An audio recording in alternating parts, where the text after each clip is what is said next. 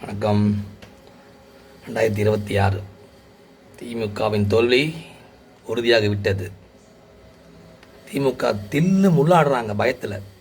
என்ன பண்ணலாம் ஏது பண்ணலாம் தெரியாமல் பணத்தை அள்ளி வீசுகிறாங்க.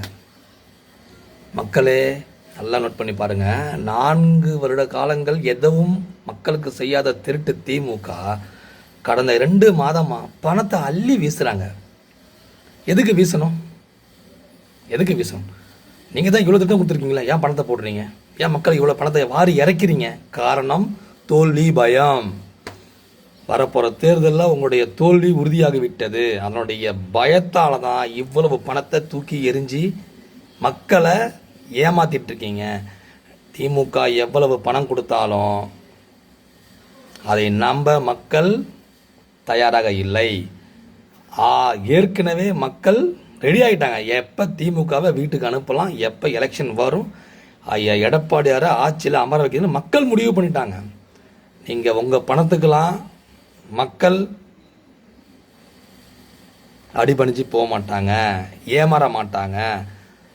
தயவு செய்து சொல்கிற மக்களே, இவங்க இத்தனை வருடம் எந்த ஒரு மக்கள் பணியும் செய்யாமல் கடந்த 2 மாதமாக செவிலியர்கள் உதவித்தொகை, ஊக்கத்தொகை, வெயிலுக்கு ஒரு அமௌண்ட்டு, என்னையா கதை கட்டுறீங்க? திமுகனுக்கு ஒரு பேர் இருக்குது. திமுககாரன் ஆட்சி வரணும், என்ன வேணா செய்வான், எதை வேணா செய்வான், பொய்யா அழுப்பான், விடுவிடா ஏறி காலை விழுவான். அதை இவங்க நிரூபிச்சிட்டாங்க. மக்களே, மக்களுக்கு ஒன்று சொல்கிறேன், தயவு செய்து சொல்கிறேன், மக்கள் ரொம்ப சிந்திங்க.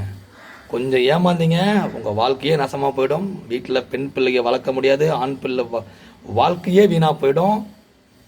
திருட்டு திமுகவை நம்பி வாக்களிக்காதீங்க. இருந்தாலும் நீங்கள் நம்ப மாட்டீங்கன்னு தெரியும்.